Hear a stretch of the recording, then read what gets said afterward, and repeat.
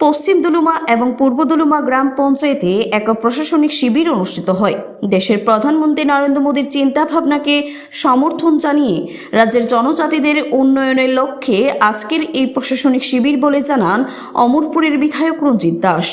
প্রশাসনিক শিবিরে উপস্থিত ছিলেন অমরপুর আরডি ব্লকের ব্লক আধিকারিক উৎপল দাস, টাইটেল ওয়েলফেয়ার দপ্তরের আধিকারিক পামির কর্মকার।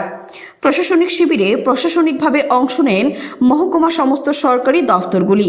বিধায়ক রঞ্জিত দাস জানান, প্রধানমন্ত্রীর স্বপ্নকে বাস্তবে রূপ দিতে আজকের এই প্রশাসনিক বৈঠক। উপজাতি অঞ্চলগুলিতে রাস্তাঘাট, স্বাস্থ্য, পানীয় জল সহ সকল ধরনের সমস্যা দূরীকরণে এই প্রশাসনিক বৈঠকের গুরুত্বপূর্ণ ব্যাপক।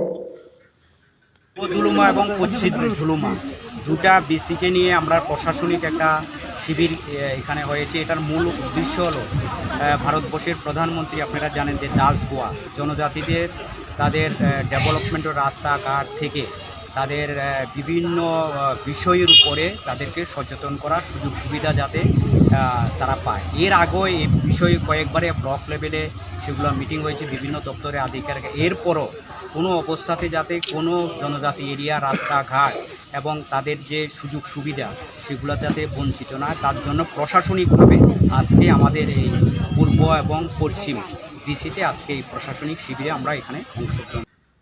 ব্যুরো রিপোর্ট, খবর জনস্বার্থে।